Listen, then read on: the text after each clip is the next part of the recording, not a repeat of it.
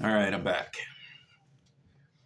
Um, so I had that truck stopped at a buddy's house, like I said, and we were all shooting the shit, smoking pot, and he gave me a Xanny. I fucking ate half, and like I'm thinking it's like old times. I don't even know if I gave it fucking 20 minutes to kick in. I'm like, I don't feel shit, and I ate the other half. Well, time goes by. I'm like, yo, say my goodbyes, peace. I'm out.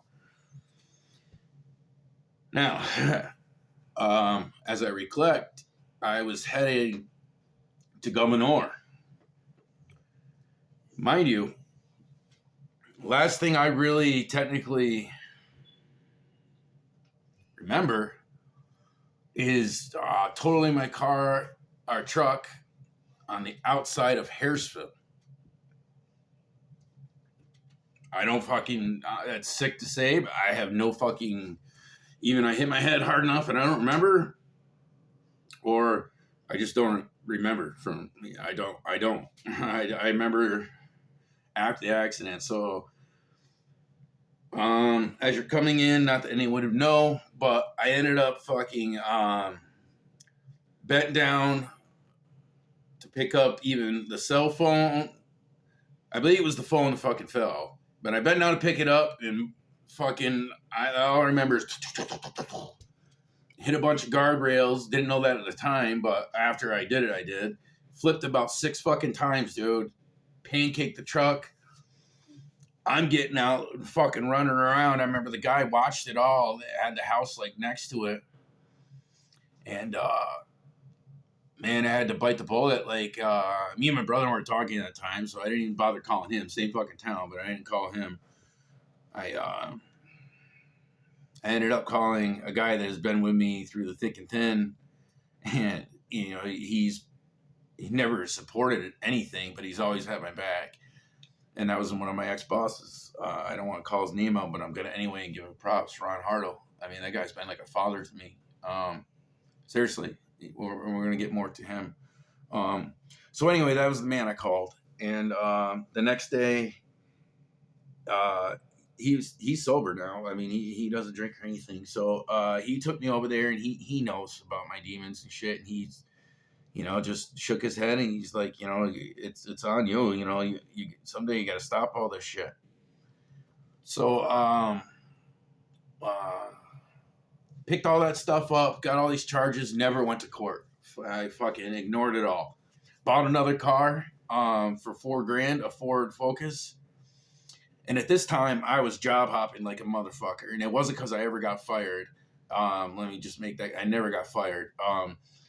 I was never happy being anything but the fucking leader. And maybe it's my own issue, but I always felt I was smarter than that person and they were doing it in a dumb way. And it wasn't me being an asshole. I really knew my shit. Like I could do anything that anyone could fucking do, but they did not like me. Any place I went, like I've been to, I'll name drop. I've been to NTC. I've been to Diana Builders. I've been to oh my god, now I'm forgetting everyone's names. Jesus Contact. I've been to Continental. I have been to Dynamics. I've been to a lot of them. And I've been made a foreman at most of them, and then at layoff time, all of a sudden I'm getting laid off. How does the foreman get laid off? That's because nobody that I worked, all the other foremen, none of them liked me. And I wasn't a dick. They didn't like my style. I'm different. I'm not a redneck. I'm not.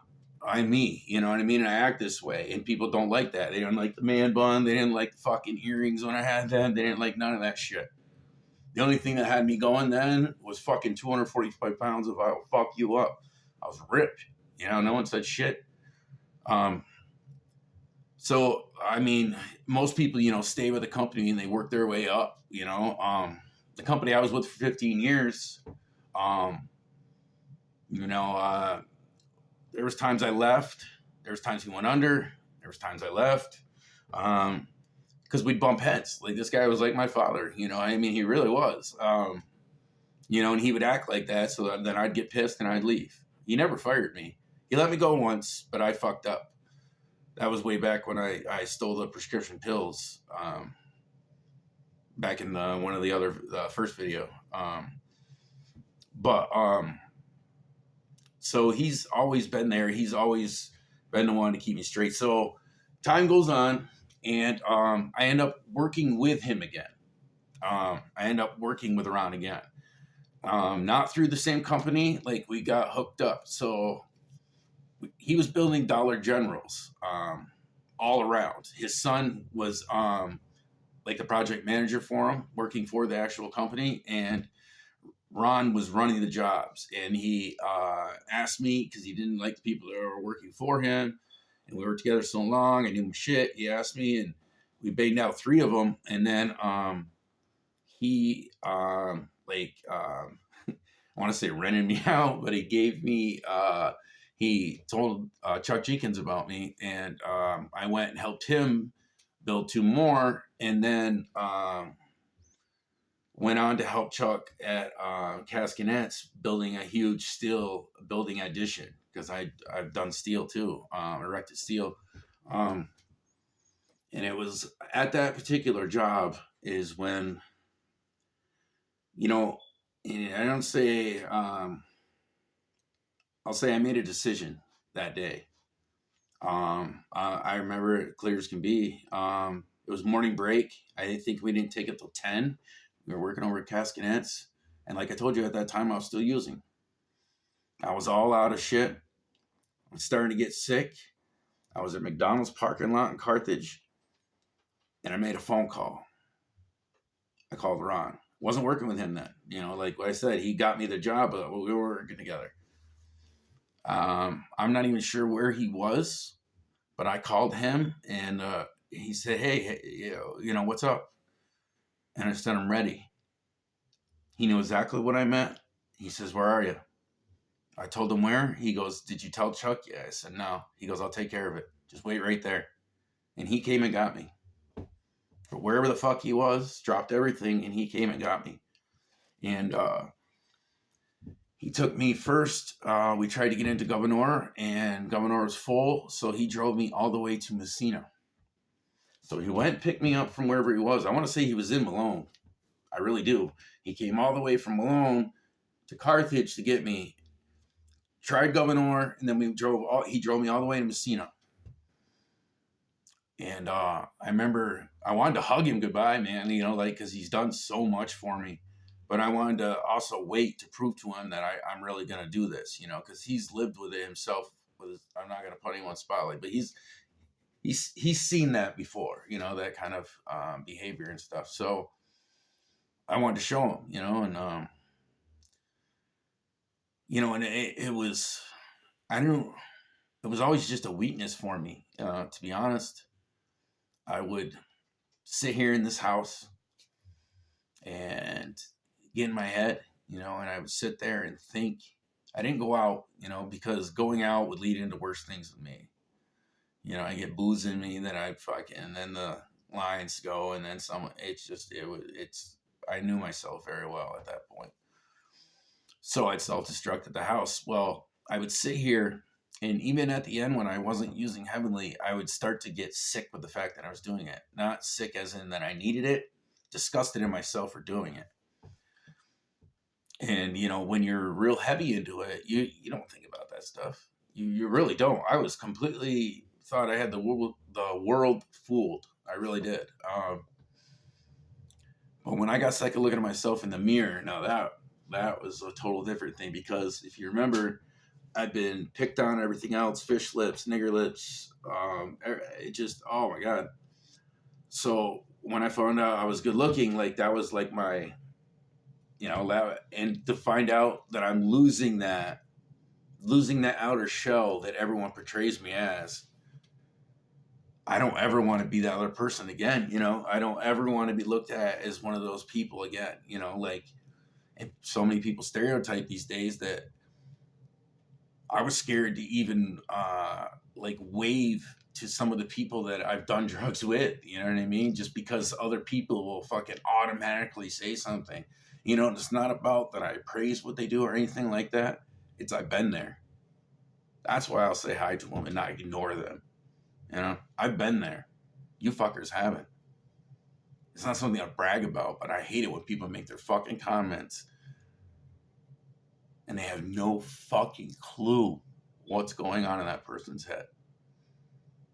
Not a clue. No one had a clue.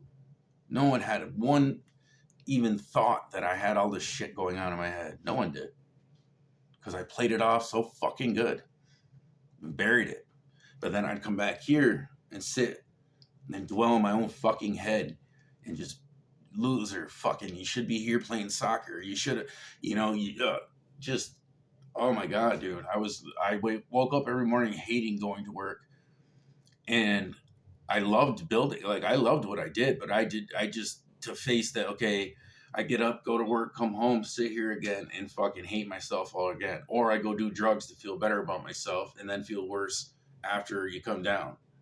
It's a fucking lose-lose battle. It's a mind game from hell that fucks with you so bad. A lot of people don't realize the mental aspect, you know, it's not all physical.